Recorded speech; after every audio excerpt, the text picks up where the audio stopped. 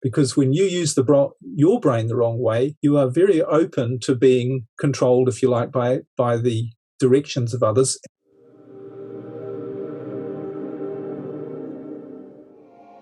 Let's face it, don't we all wish we had a manual for the secrets of the brain? If you're into biohacking and you're looking to develop a roadmap to utilizing your mind, you came to the right podcast. In this episode, our guest and I will be discussing the secrets of the brain. To keep up to date with our upcoming Matrix mentors, like, share, and subscribe to our show. Speaker, teacher, writer, and researcher, Liam Naden helps you understand the process for creating true success in your life by understanding how to use your brain the right way.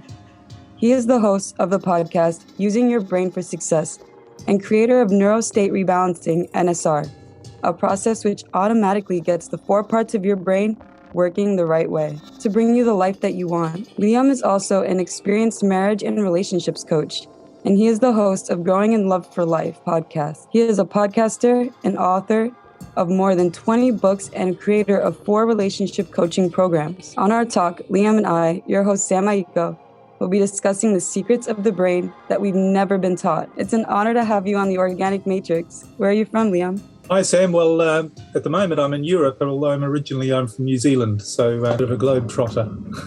That's awesome. Do you travel often? I travel permanently. I actually live on a boat, so I haven't lived in one place in more than a decade.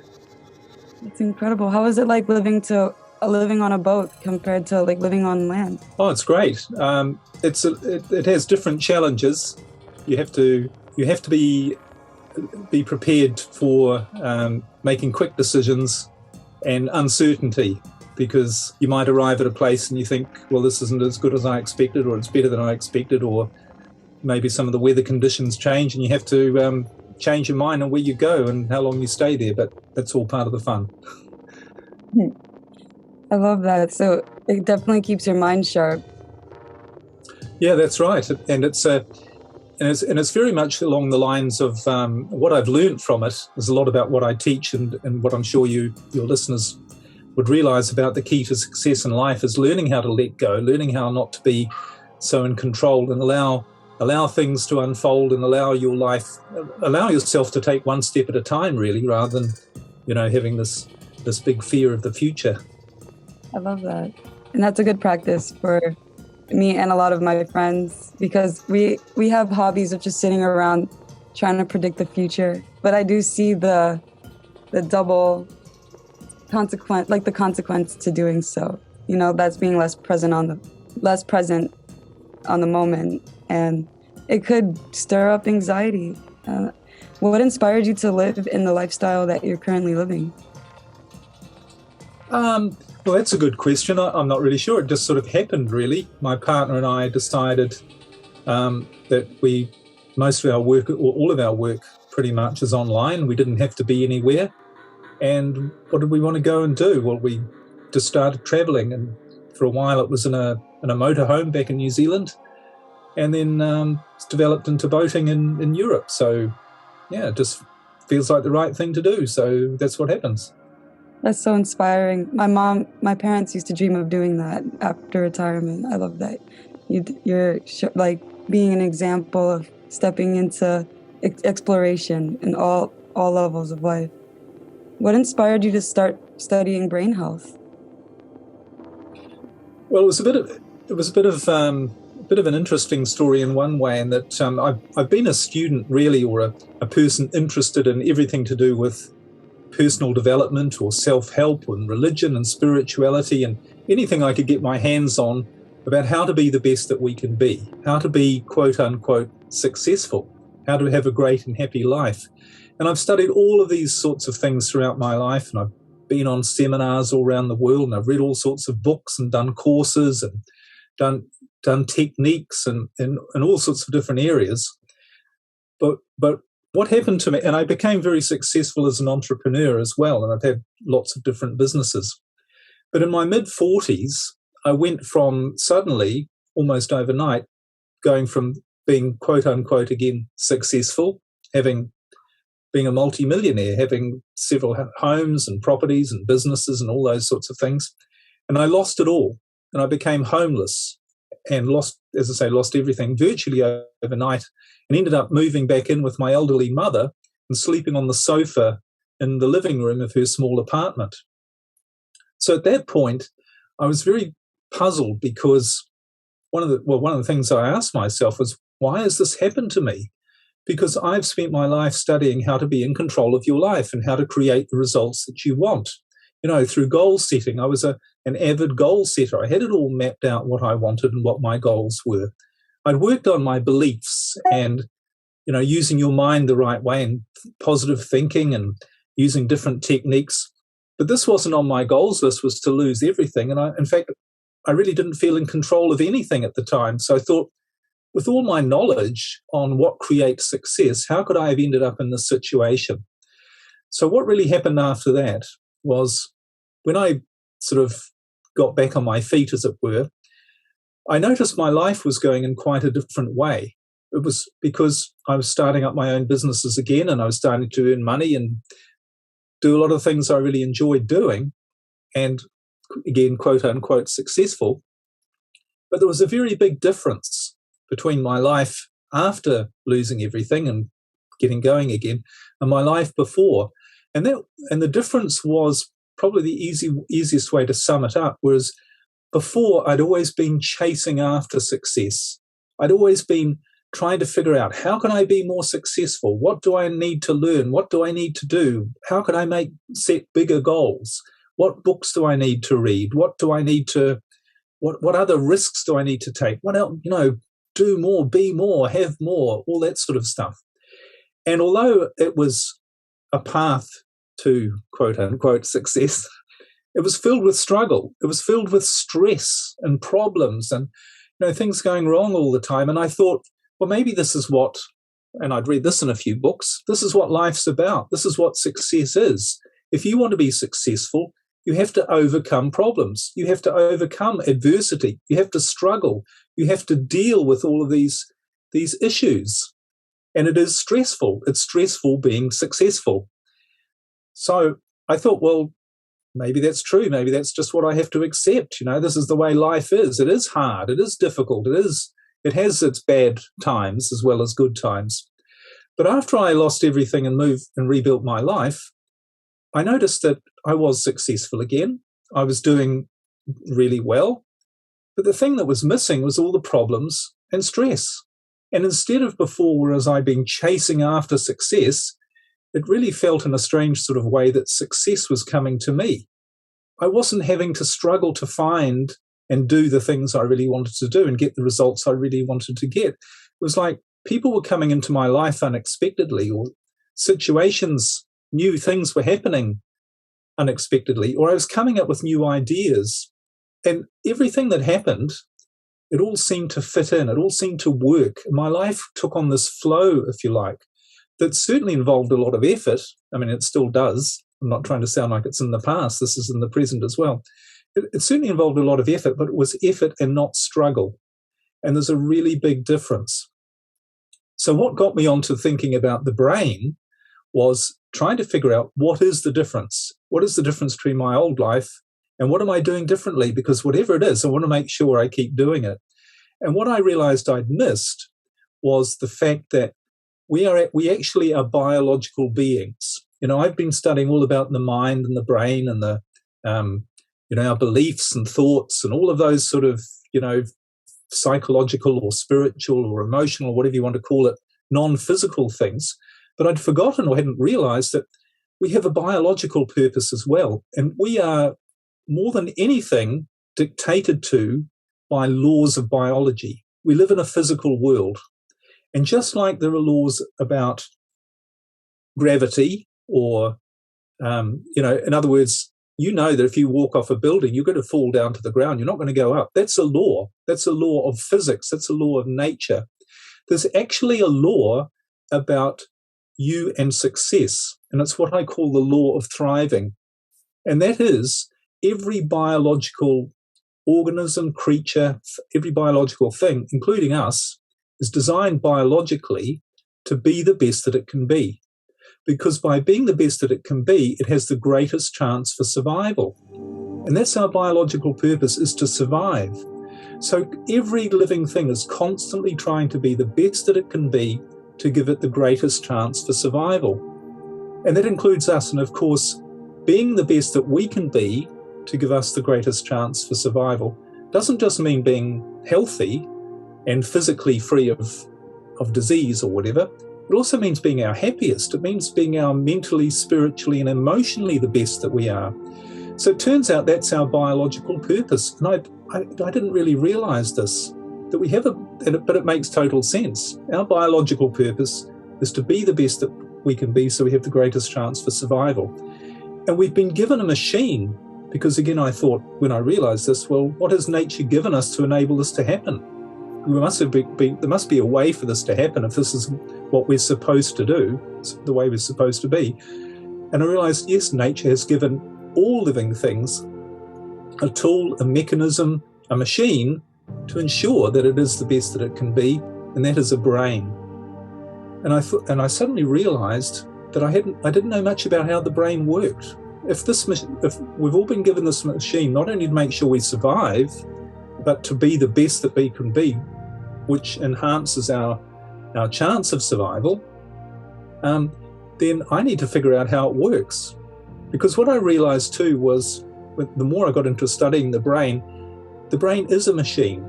It's got lots of it's incredibly complex and it's incredibly powerful, but it is a machine, and like all machines, it's designed to do one thing. You know, if you think about your motor car, what's a motor car? It's just a machine with a job to do.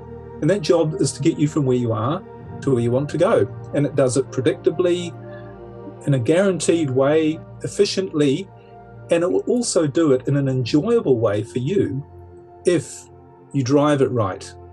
But if you don't drive it right, what happens? If you don't know how to drive it, or if you drive it in the wrong way, you get problems. You get a bumpy ride. It's not enjoyable. It might not even get you to where you want to go, and it might even blow up.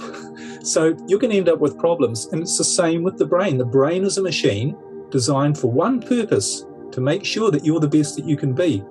And if you're not the best that you can be, if you're struggling, if you've got stress, if you've got problems, if things aren't going well, it can only be one reason, and that is you're not using this machine the right way. And that's what I realized I was doing without knowing it. Before, I was using the machine the wrong way. That was why I was struggling so much. And later, I realized, and I sort of back-engineered this, if you like, I was using my brain in quite a different way, and that's why it was giving me the results it's designed to do. Living a life being the best that I could be, and enjoying it, enjoying every moment of it. That's it. So that's how I really got into more and more studying, and most of my time now is spent teaching people and researching and learning more about how this, and applying this knowledge, how this brain machine works. And it is absolutely fascinating, because I think so many people have missed this, that it's just a machine. Use it the right way, you will get the results. That's it. Amen. Thank you so much. I love your answer. And it's a big reason why I named this podcast Organic Matrix. Like respecting them. Yeah. Like we're in this psychic matrix because the world is painted in our eyes because we narrated it as man.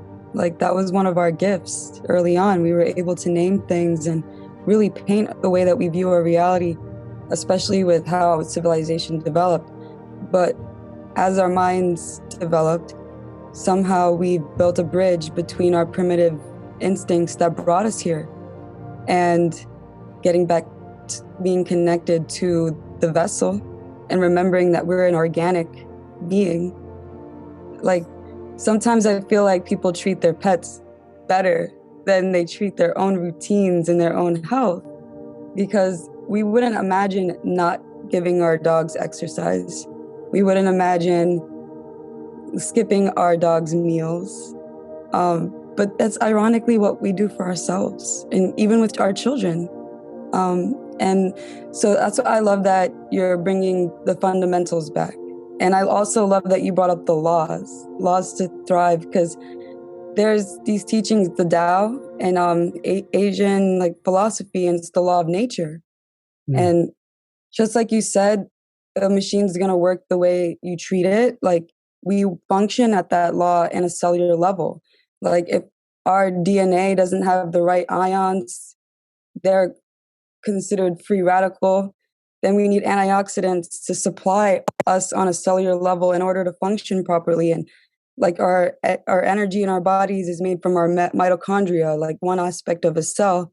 And if we don't have the right ATP to feed that mitochondria, like the right energy to feed it, then we will feel fatigued. So it's true. Like if we're not consciously living with our organic beings ourselves, it's impossible for us to have gratitude for the right things that happen in our lives and for so many reasons. And I'm glad that we get to elaborate on that today. Absolutely. Yeah. What inspired you to start your podcast, Using Your Brain for Success? Well, really, my podcast, excuse me, most of it is actually me talking, and it's explaining who we really are on a biological level, how we fit in biologically, how our brain is, how it works, what its purpose is, and how to use it the right way. So it was very much I use it as a vehicle to communicate what I've discovered about how the brain works, and also what I've seen, how to apply it, how to use this information in your own life. You know, you mentioned the thing about most people know more about feeding their pets than themselves, and they're looking after their pet. Most people know more about how to drive their car than they do how to drive their life, how to drive their brain. And we've never been taught this stuff. You know, we've been taught that you have to put in all this effort and struggle, and life is hard, and you are weak and pathetic, and, you know, life is dangerous, and if you want to get anywhere, you have to really struggle. But that's not in harmony. That's not true of any other living thing in nature. If you really look at nature, there is no struggle. There's no stress. There's life and death and growth and decay and all those things. But everything is perfect, and every other living thing is living its biological purpose, being the best that it can be. In fact, someone once said, nature has a 98% success rate. If you look in nature, only 2% of what's alive we would call failing. You know, so, and it's things like a storm might come along and wash away some trees, or a tree might be planted in the wrong place and it falls over, or there's a drought and there's not enough food for some animals in a certain area. But that's such a small minority. Most of nature has what it needs and uses it effortlessly to get to be the best that it can be.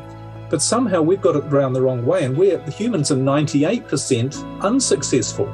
There's only 2% of people who are actually happy, who are successful, who are living to their full potential, who are being the best that they can be, and one way of saying that is they're excited and passionate about their life. They're positive. They're not caught up in negativity. So we are doing something very wrong, and I think we've just never been taught who we are, how we operate biologically, and how to get the results and be the sort of person, be the best that we can be. Absolutely. Which is a bit ironic, isn't it? That we've never thought about what's most important to learn, and that is about yourself and how you operate, how you really operate. Yeah, absolutely. And what makes it really difficult is all of these mixed messages we get when we were children about what life should look like. And we've been bombarded since the day we were born with wrong information about who we are and how we get anything in our life. And of course, without sounding like a conspiracy theorist, there's a reason for this, because, you know, talking about brain science, the most highly paid neuroscientists on the planet who understand the brain and understand how human behavior is determined by how the brain is used, the most highly paid neuroscientists work for corporations and governments. And they know how to direct, if you like, human behavior, because they want people to behave in a certain way. They want them to buy their product or buy their philosophy or their political views, or whatever it is. So, of course, you know, it's very advanced, this knowledge of how to use the brain and how to use it the wrong way, because when you use your brain the wrong way, you are very open to being controlled, if you like, by the directions of others and not being the best that you can be. Absolutely. I totally agree with you. And I'm glad you mentioned that, because I immediately thought about how strange the system is. I recently listened to a podcast with Jay Shetty and Dr. Amen. he's a psychiatrist. He's a psychiatrist, and he's one of a few psychiatrists that actually scan the human brain to see how our symptoms and behaviors correlate with the physical structure of the brain. And when he first started doing these brain scans, he had a bunch of other psychiatrists who were shaming his practices. They said, oh, we're supposed to gather symptoms and make an inference. And Dr. Amen said, why wouldn't we want to quantify it? So eventually his practice, like he started finding out new things about addiction and sugar and like the effects of what we put into our bodies on our psychiatric mind. And he got investigated by the health organization. He almost got shut down. Like he almost got in a lot of trouble just because he was investigating why people are so depressed. Like you said, why are we in such a state of thriving, yet we're all suffering? Like we're going through another depression, but we are not. Sure, we're talking about mental health now, but Dr. Amen also said, are we having the right conversation? Right? And that's why I like what direction you're going in so far. It's like getting grounded. Like we started off young, pursuing self-actualization, not acknowledging that there's physiological needs, nutritional needs, home and safety needs, community needs. Yeah, I'm glad we mentioned that here, because something's off when a doctor tries to do right by their patients and that they almost get their practice shut down. Yeah, well, of course, many people would say that everything's upside down in the world at the moment. And the funny thing is, when you use your brain the right way, you don't see it like that. But that might be a bit of a stretch to share with people before they understand how their brain actually works. But when you use your brain the right way, what you actually see in the world is the truth. And the truth is we live in a perfect world. And I know it's hard to accept, but there are actually no problems in this world. It's a really controversial thing to say, and most people won't agree with it and the reason they won't agree with it is because of their perception. And what controls their perception is their brain. But once you use your brain the right way, you shift your perception and you see the truth. You don't see things better than they are or worse than they are. You see things for what they are. And the truth is, we do live in a perfect universe, in a perfect world. You look all around you, everything happens perfectly. So this is why it's so important, why it's my mission and undoubtedly yours as well, is to share with people how to use this machinery the right way, rather than struggling, rather than trying to figure it all out, and rather than try and battle against what you see as being the problems. It's not out there. It's in here. This is where it all happens. All science tells you this. All of your perception is not based on what you think's out there. It appears that it's out there. But it's all been created inside your brain. And if you shift your perception, and it's not that difficult, you will see things differently. And that's the way we're supposed to be. We're supposed to be seeing things for what they are. We're not supposed to be and what we're supposed to see is that life is a great adventure. We're here, we've decided to come here, or however you want to, whatever your beliefs are about why we're here biologically, we're here to have a great time, to enjoy it, to thrive, to be the best that we can be. Like we're in an environment where that's the ground rules, that's how it works. So we're not here to struggle. And we've been given a machine that, used the right way, will make sure that we do what we're supposed to do biologically, be the best that we can be. I love it. I feel like you're bringing clarity to a lot of preconceived concepts that we inherited with no choice. And I'm glad. I hope this is the key that lets a lot of our listeners free. Can you tell us what is Neuro-State Rebalancing at NSR? Well, Neuro-State Rebalancing is a process that I've developed. As the name suggests, it's about rebalancing your brain, because your brain actually has 4 parts to it. And when they're out of balance, when you're not using those parts the way they're designed to be used, that's when you come up with problems in your life. That's when you create stress. Or should I say, it's when your brain creates problems in your life. Your brain creates stress because it's misinterpreting what your life's about. And you're just using essentially the wrong part of your brain to try and do the wrong job. So what neuro-state rebalancing does is it moves your brain back into balance. So you can start to see the truth and you can start to take control, if you like, of your own life and get the results you really want using the power of your brain, allowing your brain to bring you what you need and to get you to do what you need to do to be the best version of yourself, to be the best that you can be, which fortunately means also being really happy. So that's what neuro-state rebalancing does. So how does the treatment look like? Is this a healing method that happens in a span of a couple of weeks, years? Can you tell me more about the practice? It's really a very simple process. I have a coaching program in which I introduce this, but there are 3 levels to understanding how to use your brain. And neuro-state rebalancing is really just one of those processes. And it's a process that you can pretty much use once. Or if you've got a problem or something you're dealing with, you would use this process. It's a 7-step process. And it will automatically rebalance your brain. But you need to do a few other things. And besides that, the most important thing you need to do is you need to understand how your brain works. Because it's a bit like a car. You can learn how to, you need to learn how to drive it the right way by understanding what all the levers and buttons do in a car. And the great thing is, it's probably simpler to drive your brain than it is to drive your car. But you need to understand how it works.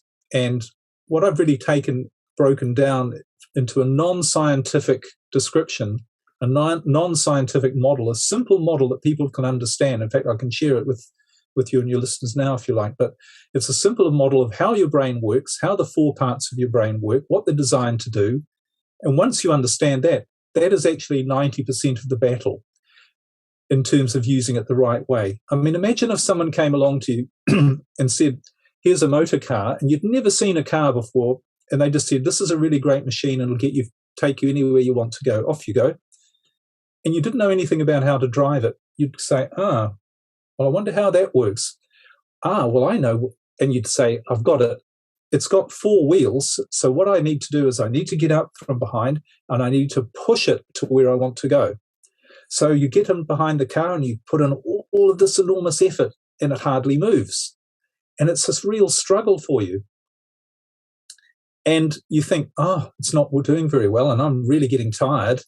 Then you'd think, I know the problem. I'm not trying hard enough. I'm not motivated enough. I'm not determined enough. I need to put in more effort. And then the person comes along and says, what are you doing? And you say, well, I'm driving the car. Isn't this the way you do it? Everybody else seems to be doing it this way as well. And then say, no, you just need to understand how to use it. And when you understand how to use it, you go, why did I ever think of using it any other way?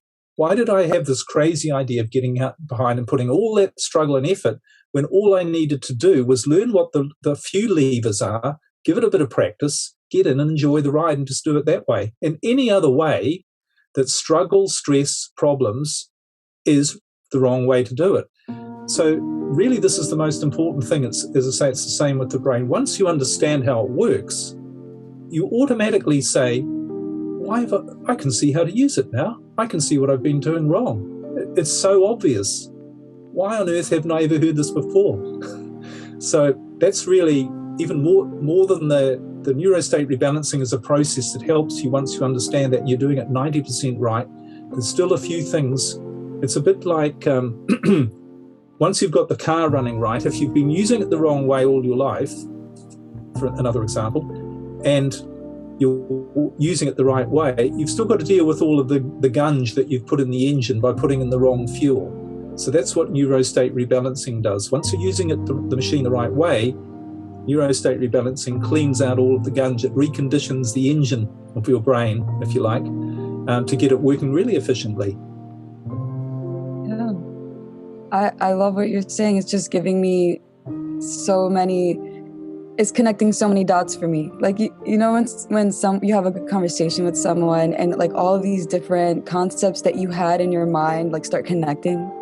Like that's what's happening for me. Like I'm totally experiencing a neurosynapsis with a lot of things. Like, for example, recent studies with Alzheimer's found out that Alzheimer's is a type of autoimmune disease. And it's happens when like plaque is developed in the brain. It acts kind of like a scar tissue. Like if you were to get trauma on your shoulder and you lose range of motion because of scar tissue, similar to the brain, and it's often starts off as like brain trauma. Like a lot of people with brain trauma end up getting Alzheimer's because now your brain's immune system is working on repairing.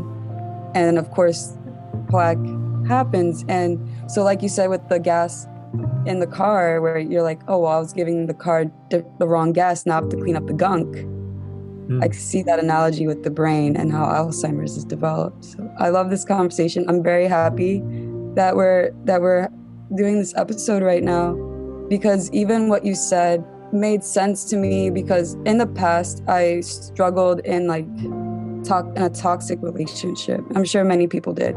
And I pray for everybody who is experiencing an unhealthy relationship to find the strength and find a message that tells you it's time to get out.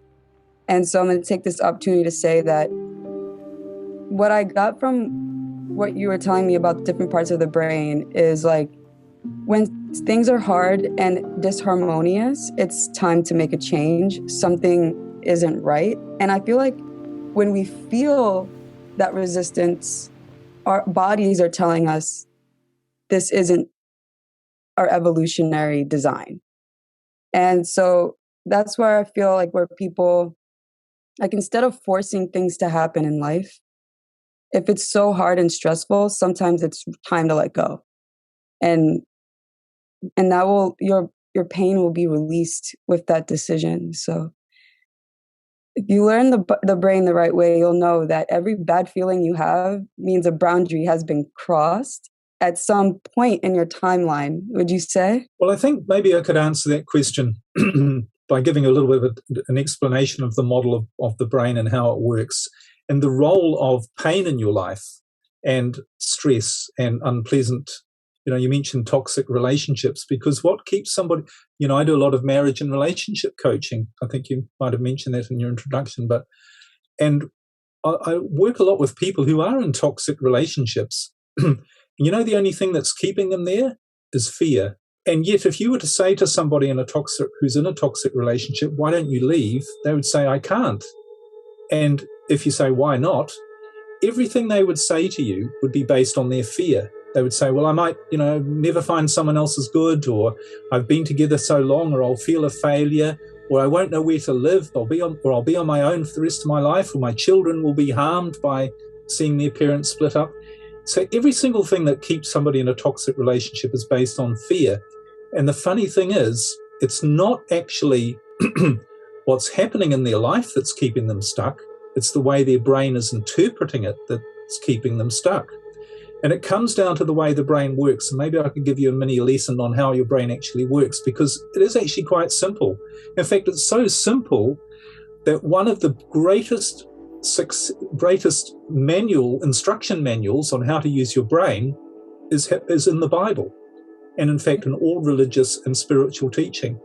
They are all an instruction manual on how to use your brain, and it's really simple. It's just nobody does it because they don't understand how it works. So essentially, the model I've created, and this is based on science, and I'm sure you can, as I go through, you'll think of some of the scientific words and descriptions for what I'm saying, but this is a simple way to understand it. And essentially, you've got 4 parts to your brain, and these are all 4 separate physical parts. It's not 4 ideas, it's 4 functions. These take place in separate parts of your brain. And the first part is what I call the thinking brain. And the thinking brain is where you think from. But what the thinking brain actually is, it's a library or a database of all of your experience and knowledge that you've accumulated in your life. So everything that you've seen, tasted, touched, smelt, heard, and all ideas, they get stored in this thinking brain. It's a big library of all your knowledge, your own personal knowledge. The second part of your brain is your feeling brain, your emotional brain, and this is responsible for how you feel. It creates hormones or neurotransmitters or chemicals that affect the way you feel. The third part of your brain is your survival brain, and this is actually in the back of the head. And this manages everything to do with your moment-by-moment survival, things you don't have to think about or worry about. So this is obviously things like your breathing, your heart rate, all your bodily function. This is managed automatically by your survival brain. The survival brain is there to make sure you survive. And there's another important function that takes place in the survival brain, and that is, you see, the way you're supposed to live, as I mentioned earlier, you're supposed to live in this happy, excited state where you're being the best that you can be. Everything's flowing, everything's going really well in your life. You're doing really well, you're thriving. That's the way you're supposed to live. But very occasionally, you might be living your life and something comes along that could be a danger to your survival, an immediate threat to your survival. So if you think back to prehistoric times, you're walking through the forest in the tribe and a lion runs out from behind a rock. Now what happens then? So that's an immediate threat to your survival. And the brain has developed, in the survival part of the brain, a very specific function to deal with that. And it's we've often called it the fight, flight, freeze response. But what your brain actually does is activates something. So your brain is going along, it's actually your emotional brain all of the time, looking out and making a decision. Is this environment that I'm in, what the thinking brain is, the information that it's bringing in, is this information telling me that I am safe or there is a danger, there's a threat to my survival? And when it's safe, your emotional brain sends out good chemicals that make you feel good, that keep you being the best that you can be. But if it recognizes a danger, it sends out chemicals that make you feel afraid, stressed, worried, anxious. And when it does that, it activates this fight, flight, freeze part of your brain through something called the sympathetic nervous system. And what that does, it puts you in this very, very reactive state. So what do you do when the lion comes along? You run away, or you shout for help, or you stand to fight, or whatever it is, it's a reaction. And it's a reaction based on fear. And it's supposed to be like that. You're supposed to deal with that immediate threat or danger when it comes along. And then your emotional brain says, everything's fine again, the lion's not there anymore. Go back to being happy. Go back to being the best that you can be. So that's all contained in your survival brain. But there's a fourth part to the brain, which is not your thinking, not your feeling, and not your surviving brain. And it's what I call the creative brain. And this has only been more recently discovered by scientists. It's been operating in a separate part of your brain, or a couple of places actually. But what the creative brain does, this is the part that's responsible for managing your life, because this is the part that, as the name suggests, is where you get your creativity from. It's where you get these great ideas. It's where you're inspired. It's where you feel passionate about what you're doing and you feel like you're doing the right things. It's where you get those gut feelings. I should do that, or maybe I shouldn't do that. It doesn't feel right. We say it doesn't feel right, but it's actually what's happening in our creative brain. This is all managing and trying to make sure that we make the best decisions. And if we use this part of the brain, we always make the right decisions in our life, and we stop making the wrong decisions, which I used to do a lot of. But this is, and the other thing about the creative brain, remember, our brain is so enormously powerful. It's virtually infinitely powerful. It has the power of 500 trillion computer microprocessors, because it's designed to give you a life and manage your life for you to be the best that you can be. So it also manages and is responsible for things that on a low state of awareness you might call luck, you might call coincidence or synchronicity. And you say, well, how did that happen? Oh, that must be just a fluke. There's no flukes in this. There's no chance events in this universe. This is all controlled by our creative brain. So this is the way you're supposed to live. But what happens is that when you feel fear, if something comes along in your life, doesn't matter what it is, your brain is actually telling you it's a threat to your survival. If you feel fear, stress, worry, anxiety, it's a signal from your brain. You're faced with a threat, a danger to your life, and you need to go into this survival state. And what happens in survival state? Well, if a lion's coming towards you, is appreciation, gratitude, big picture thinking, awareness, seeing the beauty of the world, coming up with great ideas, is that of any help to you? No, you can't do that. You have to block all that off. And not only do you have to block it off, but your brain takes all of the energy that you would otherwise use for that and redirects it to deal with getting rid of this lion, because you're going to need you might need every ounce of energy you've got to fight the lion. So what your brain actually does is it takes you from your natural state and puts you in this very limited, very focused and reactive state to deal with a danger. And that's perfect when you've got a real danger. But what's the problem for most people? They live most of the time in a state of fear, anxiety, stress, and worry. And what they don't realize is that in that state, they're blocking their creative brain. And everything that is there to show you what your goals should be, show you what you need to do in your life, show you how to solve your problems, make sure you don't create problems, make sure you have the awareness of the truth of really what's going on in your life so that you make the right decisions and you do the right things. You don't have access to any of those resources. And people are struggling, trying to solve problems, trying to figure it out, trying to work out on what they should do, worried about they don't have enough information, all because they're using the survival part of the brain, which can't deal with any of that. It's just a reactive, limited part designed to get rid of a lion that's about to eat you. That's it. It's not designed to solve your problems. It can't. In fact, all it can do is create more problems for you, because this part of your brain, imagine a lion is coming at you. What is your brain saying? Where is the danger? There's one lion there. Is there another lion? What's that noise in the grass? This part of your brain, when it's activated, is designed to eliminate all of the dangers from your life. And that's all its focus is on. And this is why when we're in this state, we see things as worse than they are. We can only see the negative, because that's all our brain is designed to allow us to do in that state. Is because it has to deal with the problems. It has to eliminate the danger. So all of this shows that when you're using the brain the wrong way, the only thing you're doing wrong is you're activating this part of your brain. And the way you're doing that is you're activating fear. And when people realize this, the obvious thing is, I've got to stop activating that part of my brain. I've got to allow my creative brain to do the job and bring me all the right circumstances and get me motivated to do the right things, which it will, to create my perfect life. I can't do it when I'm in a state of fear. And people say, well, you have to be realistic. You don't understand my problems. I can't just give up fear, but the truth is you can, because when you realize that fear is the enemy, fear is like putting hydrochloric acid in the fuel tank of your car. Doesn't matter how justified you are. It doesn't matter how motivated you are, or how much you pray, or how much you have positive thinking. If you put the wrong fuel in, it's going to damage the car. And if you put fear into your brain, it's going to damage your life, because it's the wrong fuel for creating your life. It's not the energy that it just doesn't work on a physical, biological level. You're using your brain the wrong way for the wrong job. And I mentioned the Bible, if I could just say, the Bible says this exactly, and other religions as well. Because what does the Bible say how to live your life?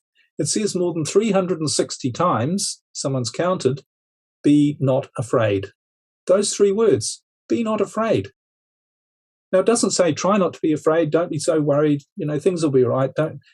It's an instruction, because it's saying to you, when you are afraid, you're using the brain the wrong way. Unless there's a lion about to eat you. That's the only purpose of feeling fear. That's the only reason it exists.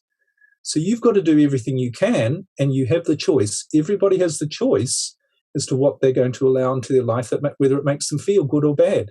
Do I talk to that person? Do I turn that television news channel on? Do I have anything, do I associate with those people? Do I have the job that I hate? Anything that makes you feel bad, you've got the choice to cut out of your life. And sometimes it may be difficult, but when you realize what's at stake, when you realize how it works, it somehow isn't quite so difficult a task to take on. Yes, absolutely. And I love that you brought up the Bible, because when you were speaking earlier, I thought about 3 Bible stories. And one of them is one of my favorite. And it's very similar to what you said, do not fear. And it's when Jesus was saying, why are you guys panicking over food, resources, and shelter? The birds always have shelter. Nature and the animals always are fed if God could feed the birds, why don't you think God will feed you? And it's from Matthew. Yes, that's exactly right. Do not worry about what you shall eat, drink, or wear. It'll all be provided for you. And it's provided for you like it's provided for all of nature, by being in your natural creative state, not being in a fear, reactive to danger state. That's only there when something really threatening comes along. And of course the Bible also says, give no thought for tomorrow. Don't worry about tomorrow. You'll be fine. Again, this isn't a general nice idea. This is an instruction. And if people realized it was an instruction, and you can only realize that when you understand this is how your brain works. It's like any other machine. It's just not going to work properly if you don't use it the right way. And whether you like it or not, this is the way it works. You could say, well, I'd rather, maybe with a car, well, I don't want to learn to drive it properly. But if someone comes along and says, no, you need leather seats, that's how you make the car experience better, or you need air conditioning, or you need a better stereo. Oh, okay, I'll get all of those. You don't need any of that. You just need to learn how to drive it the right way. And unfortunately, we've been fed so many of the wrong ideas about you need to work on this, and you need to struggle, and you need to figure this out, and you need to learn this technique. You don't. You just need to control which state you're going to be in. Are you in a state of faith, trust, belief, which is actually a lot easier, or the only way you can be in that state is when you understand. You don't have faith and hope and belief that when you're driving along the road, all the cars coming the other way are going to stay out of your way. They're going to stay on their side of the road. You just know that's the way it works. You don't have to worry about it. When you get in your car, you don't get out every 5 seconds and check that the motor's still running. It's going to do its job. So it's not really faith and trust. It's understanding that that's how it works. And when you do that, you think, well, that's when the magic happens. And it's the magic that we've all been promised is the way we're supposed to live our life. As you say in the Bible, that's why, God didn't create us to struggle. We're here to have fun. Yeah, like my sister told me in elementary school, I don't even know how she learned this. She said the Bible stands for book of instructions before leaving Earth. And I was like, okay. You don't need to believe in the Bible, but if you understand it biologically, it's exactly the same thing. I love that we bring it into these multiple dimensions, because spirituality and religion, I feel like people are just too critical, where they just don't want to accept the gifts it has to offer, because we don't have to be religious or indoctrinated in a particular belief to take the parables and the knowledge and the perspectives from these spiritual texts. For example, the principles that you were mentioning earlier from the Bible is like parallel to what we find out about our neurology, about our physiology. Like, for example, what's not kosher, like the things that are not kosher are actually the things that cause the most disease in science. It's very ironic that they knew they had instruction not to eat those things. So I love bringing it into multiple perspectives, because we're all trying to describe something we all share. And if we could look at it like that, we could see more in common than what's different. And I feel like that also highlights a lot of what you're bringing to the table today. And, seeing the cup half empty or half full. Because life, you can see problems or you can see opportunity. And if you're in a state of creativity, you know that if it's cold, you can learn how to create a garment. But if you're in a state of panic, you're just going to freeze and complain about freezing. So I love that. And I feel like it clears it up. It kind of like Moses splits the sea a little bit. It's like, do the next best thing. Is this meal going to be the best thing? Can it be better? Like our choices, like can we pick better food? Like if we eat a burger, can we look at it and say, is this going to be good for my brain? You don't need to try with this stuff, because the part of your brain, the creative part of your brain, is not your thinking brain. So in a very, it's like I sometimes say to people, particularly like in their marriage, when you met your husband or your wife, whenever it was, the day before, had you sat down and written down, tomorrow at 9 a.m., I am going to meet this person and I have a picture of what they look like, and they're going to have all these physical characteristics, and this is what they're going to think, and this is what we're going to say. That's not how it works. They just show up, and you meet this person, and you go, oh, I think I'm in love with that person. I think I'm going to marry them. So where did that come from? It didn't come from your thinking brain. It didn't come from you trying to figure it out. It came from somewhere else. And what we need to realize is that somewhere else is our creative brain that knows more about what we need to be happy and how to get it for us than we, using our thinking brain, will ever figure out. And the only reason we would try and figure something out is because we were afraid that creative part of our brain couldn't do it, which means we don't understand how that works. So the really beautiful part about this is once you start using your creative brain properly, you don't worry about what's going to show up in your life, but everything that shows up in your life you see is the right thing, and you act on it accordingly and appropriately. It's not about struggle. And I think so much of the time people think, well, I need to learn something new, or I need to overcome. You don't need to do any of that. You need to let go. This is what letting go actually is. Letting go is going from using your fear-based brain to activating your creative brain and letting it do its job. You don't, as I mentioned with the car, you let go and allow the car to, you play your part. You keep an eye out on what's happening, and you do the right pedals and buttons and whatever, and you steer it. But you don't worry about it. You don't try and you don't do that. You allow the machine to do its job to get you to where you want to go. And I think so much of people's struggle, if you like, is based on fear, and they keep thinking, what do I need to do? What do I need to know? What do I need to learn? You don't need to know any of that stuff. All you need to know is, what do I need to do right now? And you don't even need to know what. You need to ask yourself that question. When you really let go, when you really trust, you do the right thing. The right things happen. And you just play your role in enjoying and actioning those things. We mentioned the laws of nature. One of the other laws, which we've all forgotten about, is the law of least resistance. The less resistance, the faster you go. If you ride a bicycle into the wind, or you're going to go a lot slower, and it's going to be a lot harder than if you ride the bicycle with the wind. So nature works on lack of resistance. When you resist what is, when you struggle against what is, all you do is you slow things down, take it in the wrong, and it's unnatural. So we need to learn this as well. When you use your creative brain, you get in the flow or in the zone. Some religion sometimes calls it enlightenment. You see what to do. You allow things to happen, and you're just a part of what's happening, and it's all good. So I think there's such a fundamental thing. People think it's difficult, but the Bible, it said this isn't. It didn't say it was difficult. Just said don't be afraid, and don't worry about tomorrow, and just be grateful for what you have, and good things will show up. That's not difficult really on the face of it, is it? I think what makes anything difficult is, like you said, like our own resistance and our letting go. And it's so interesting how we're so resistant to change, but a lot of us don't want to be where we're at. So change has to happen. It's very ironic. And I think a big part of it is, have you ever heard about the experiment called Rattopia? No, I don't think so. I think you would find it very interesting.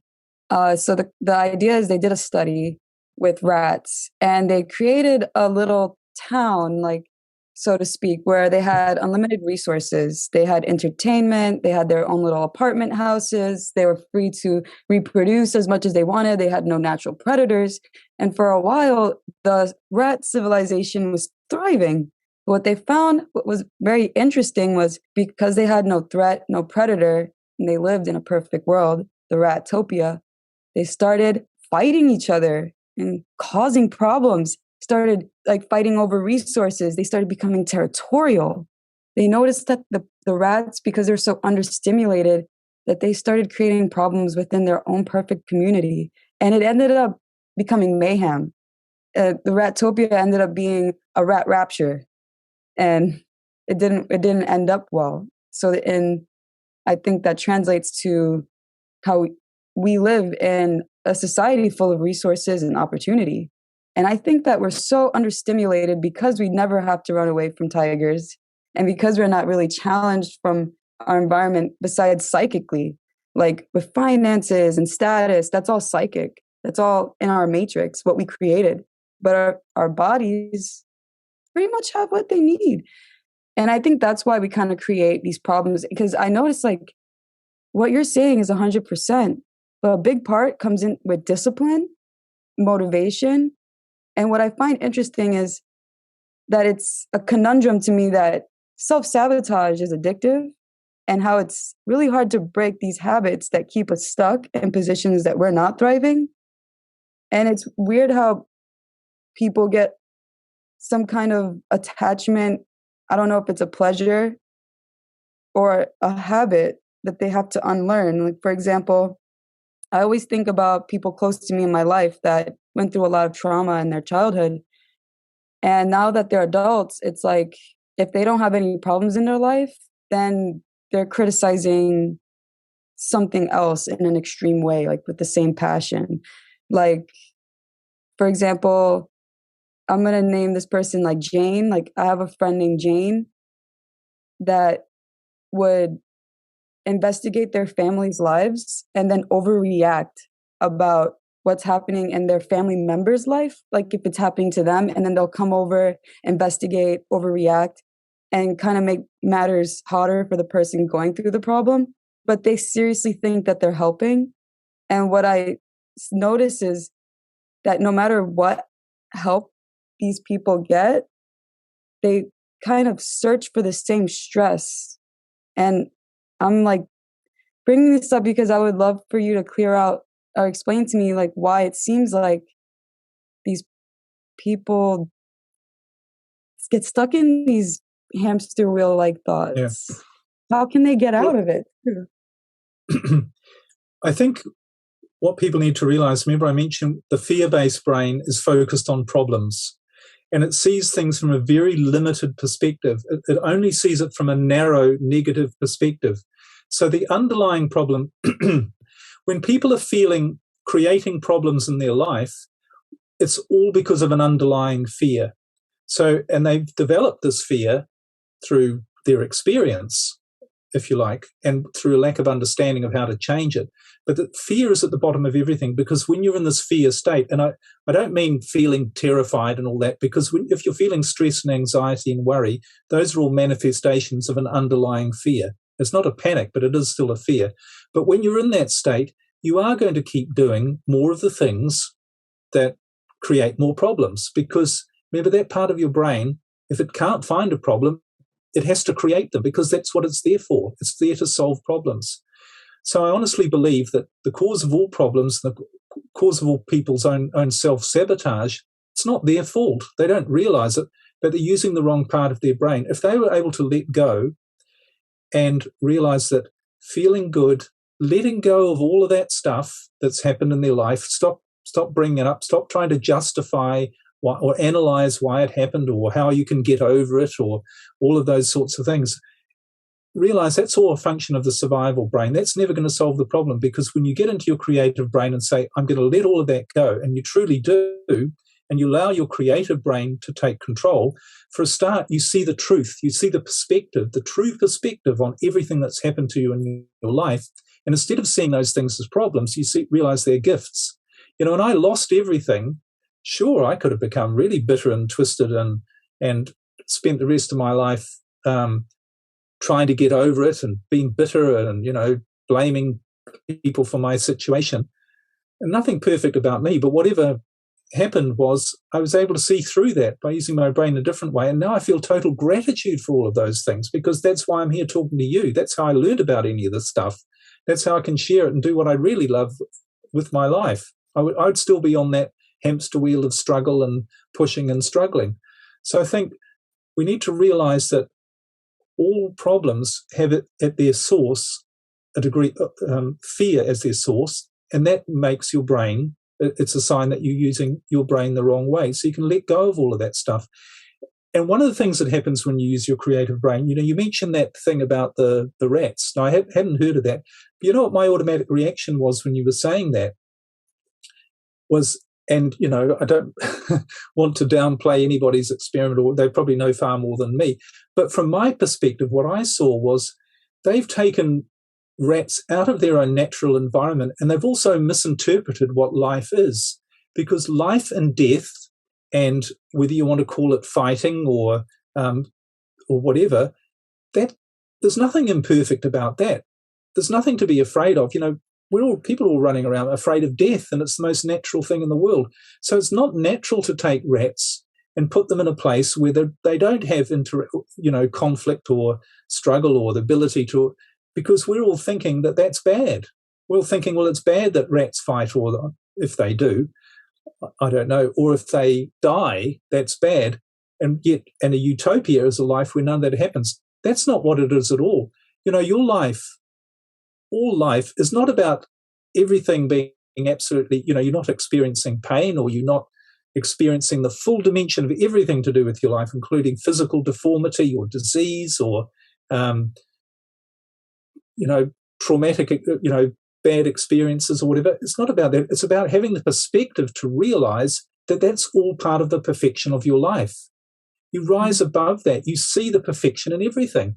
And then you can release it. Then you can feel good about it. You can say, can I just say, because everything that one person thinks is bad, another person can think is good. It's all about perspective.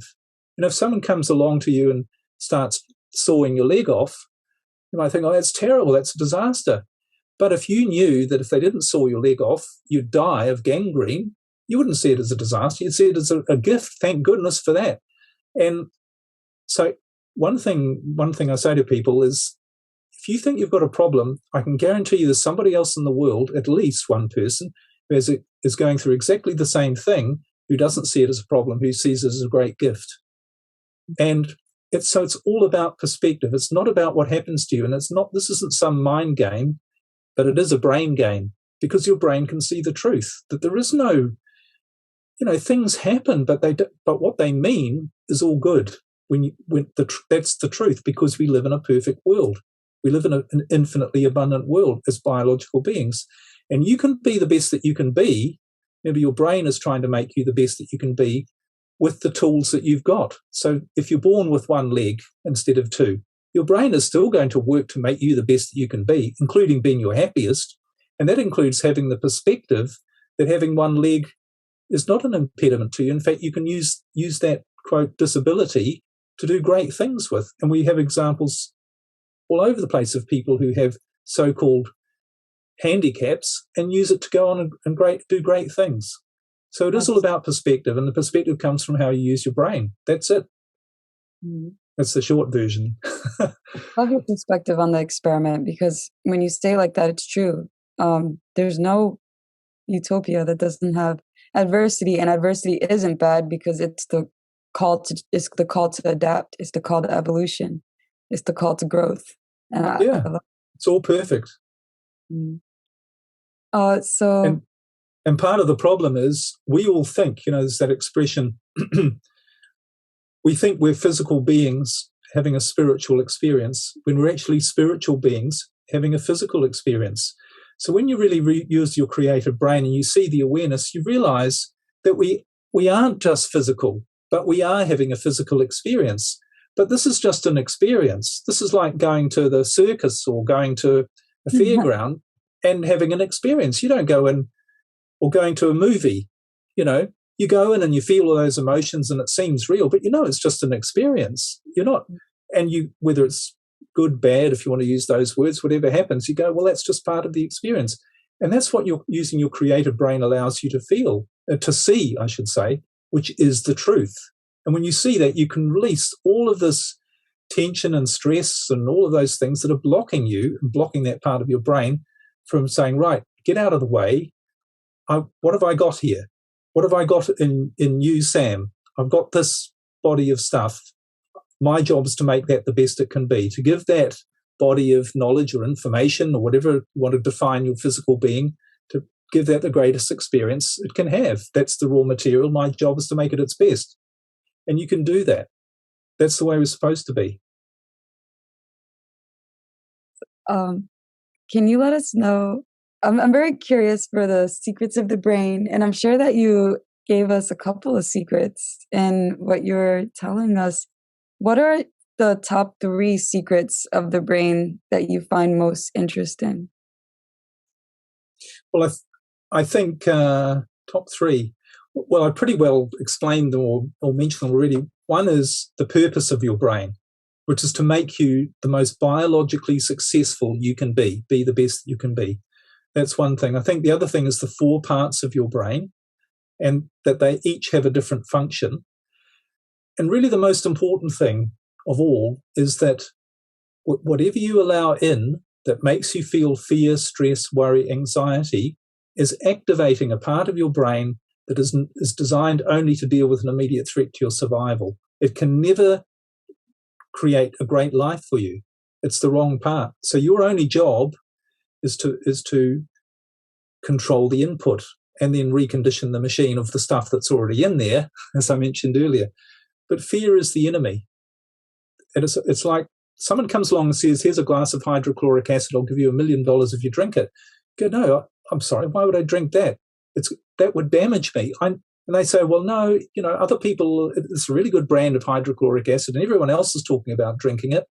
And if you really believe and have faith and trust and say positive things and say, no, it's going to be good for me, it will be good for you. And you say, I'm sorry, what planet are you from? You don't understand how we work, how our body works. I don't care what you think of it. I know it's going to damage me. So you wouldn't touch it. Your grandmother comes along and begs you to drink it. You're not going to touch it. You say, sorry, Granny, I know it's just not how it works. And that's what fear is. And if people really understood that, it's not about you justifying it or anything like that. It is the hydrochloric acid for your life, for your brain machine, if you like. And it's just going to make you do the wrong things. So you have to, and it can be done. And it's the basis of what I really share with people through my coaching. And I'm sure you do a lot of this stuff as well, is showing people that all of their fears are irrational, except for when a lion's about to eat them. That's the only time you should feel afraid, when something's about to kill you. That's it. The rest of it is all of what's going on in your head. And you're doing that because you're using the wrong part of your brain and you're allowing the wrong stuff to come in. Simple as that. And as I say, that's what the Bible says. This isn't complicated stuff, is it? Really? It's responsible. And it's not about learning some new technique. It's about just saying, I know what the wrong stuff is and the right stuff, what's going to activate which part of my brain. Mm-hmm. That's why meditation is so important, right? Mindfulness, like not letting yourself. Yeah, I think the real trick of it was if someone really finds this confusing, because I know that if I was listening to this 3 years ago, I was all limbic. So I'd be like, what is the easiest and the quickest way to solve any problem in life? I was very fascinated that you were able to answer this question. And I can't wait to hear. Dead simple, just what I've been saying. Activate your creative brain, which you do by blocking off fear. And when you activate your creative brain, the solution to the problem is going to be so obvious. And not only are you going to be obvious, but you'll find yourself that you actually do it. A really good example, if I could just, I know we're probably running out of time, but I can give you an example of, often people, we all have had this experience where maybe a friend or a family member has come to us and said about their marriage or their relationship, oh, it's not going very well. My husband or my wife, we argue all the time, and we haven't had intimacy for years, and it's just such a struggle. And you know what they should do. You can see very clearly. You say to them, get a divorce. You're in the wrong marriage. You've been struck. You're not right for each other. You used to be, but it's just not working out. Or if someone comes and says, I hate my job, you say to them, why don't you get another job? Now, you can see clearly what they should do, but they can't. And they justify to you why they're there. And they say, oh, no, I can make this work. And, everybody knows that marriages are difficult and that jobs aren't perfect. And I've spent so much time and effort. I just need to learn a new way, and I just need to try harder and pray harder, and it will work out. Now, they say all that because they're in that emotional state of fear, and their brain literally can't see the answer. You can see it because you're not in that state of fear. So this is how you solve any problem, is you get out of that fear state so that your brain firstly can see the answer. And then when it can see the answer, it's also going to get you to do it. And then you're going to turn around to your boss and say, I'm sorry, this isn't doing me any good, I'm leaving. But what stops you from leaving is fear, isn't it? Because you're worried about, I won't find another job, or, I'll be a failure and all those things. again, it's this fear thing. If you had no fear, and if you knew your brain, what you would say in your creative state was, this job isn't working, the right one will come up, I need to get rid of this one. And that's what will happen. Just like your wife or husband appears out of the blue and you weren't expecting it, the right job, the right next relationship, the right thing that you should be doing. And you mentioned mindfulness. This is what mindfulness actually is letting go of fear. You're not thinking at all about the future. You're not wondering what's going to happen or what you should do. All that's based on fear, isn't it, when you think about it? But if you just let go and say, I'm just going to enjoy this moment, which is the gift that I've been given, which God has given us. All he's given us is this moment, nothing else, because it's the only thing that exists anyway. So, and he's given us the tool to enjoy and experience this moment. So if you knew that, if you had no fear and you used your creative brain the right way, that's what you do. You don't set goals. You don't worry about the future. You don't try and figure stuff out. You deal with things right here and right now. You're fully present and loving every second of it, because that's where you're supposed to be. That's where you're designed to be. Does that answer your question about how to solve problems? Absolutely. And I think it's perfect. I finally remember what I was going to say. And what I was going to say is, if anybody feels stuck in their limbic system like I did, like in that state of panic, I want to challenge you that to face your next problem, the next perceived problem that you face. I would like you to sit down, take a deep breath, and ask yourself, how can I approach this creatively? And if you guys try that, I would love for you to tag Liam and I and let us know about your experience. That's a great idea. Can I mention a little bit of, I hope you don't mind me mentioning this, but on my website, I've got, which is just my name, liamnaden.com, I've got a free gift there, which is an audio called Solve Your Problem. And it's what I call a neuro-rebalancing experience. And what this actually does, if you've got a problem, listen to this audio. It'll take you through a process which will move you from your fear-based brain and activate your creative brain. And when you do, then you'll see what to do about your problem. And you'll not only see what to do, but you'll start to find things happening that actually help you solve the problem once and for all. So it's the same sort of thing exactly, but rather than having to ask yourself, how can I think of this creatively? When you're in your creative brain state, you don't even need to ask that question. You will just come up with the right answers. Now, because trying to ask a question, trying to figure it out is using your thinking brain. And your thinking brain is just a library. If you ask your brain, what's the answer to this question? All it can tell you is what it already knows. But your creative brain has all knowledge, which is where your solution lies. Your solution doesn't lie in what you already know. If it was, you'd already be doing it. You would have already done it. It's somewhere else. You've got to access that, and your brain is designed to do that. But it's not your thinking brain, and it's not your fear-based brain. It's your creative brain. So you find you don't even ask questions, but answers come to you, and you just act on it and do it and think it and do what you really should be doing, which is feeling a life of joy and gratitude for every moment, rather than struggling and worrying. Thank you so much for bringing up that gift. I'm so happy that you brought up the audio that you're offering, and I'm definitely going to check that out. I'm very interested, and I love that you brought that up for us. And I'm going to make sure to put the link to the audio in the description of this podcast. So if you guys want to try it and you want to check out how to solve your problems, please do so in the description below, and also tag us in a post telling us about your experience. We would love to hear about how you're using these amazing lessons in your personal life. So Liam, we are coming to our final 3. This is our rapid fire. So these questions are a little more fun and random. Okay. Thank you. What does your morning routine look like? Well, I don't really have a routine, but I suppose I wake up, get up, feeling excited and grateful for my life, looking forward to what I might be doing. I don't do any planning ahead, really, but I go for a run usually, meditate and then go for a run, and see what shows up for the day from there.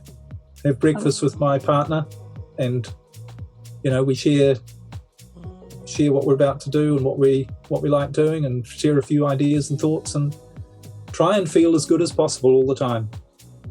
Well, not even try, but just are mindful of feeling good, are mindful of what we're allowing into our thoughts. Is it activating my fear brain, or is it activating my creative brain?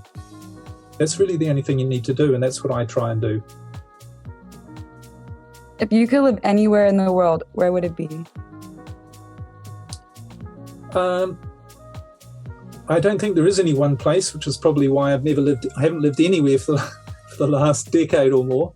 I love New Zealand, I love Italy, I love Europe, Denmark. My partner's from Denmark.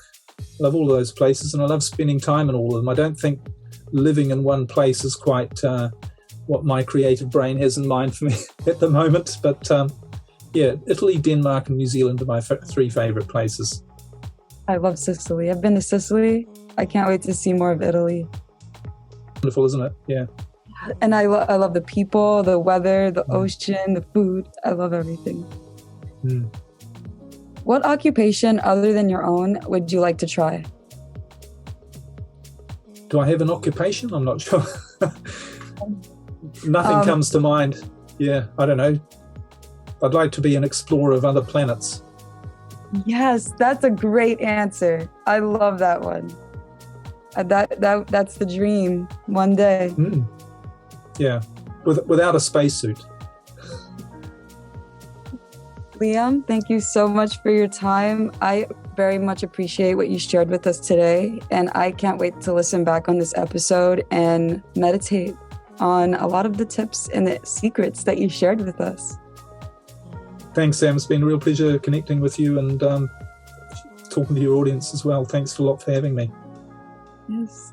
To support Liam and his mission to provide quality content for those wanting to improve and optimizing their brain power, follow him on social media and check out his podcast, Using Your Brain for Success and Growing in Love for Life. Liam also has a YouTube channel. Social media links and YouTube channel will be in the description below. If you found value in our content, please tag us on social media with your insights. All feedback is welcome and helps us serve our fellow Matrix members. To stay up to date with our Matrix mentors and what we have in store for you, bookmark our website and subscribe to our podcast and YouTube channel. It was great to have you with us on the Organic Matrix Show, and we'll love to see you on the next download. Join me and our Matrix members on Podmatch and be a guest, and meet many like-minded, inspiring individuals. Stay safe, and we'll see you on the next download.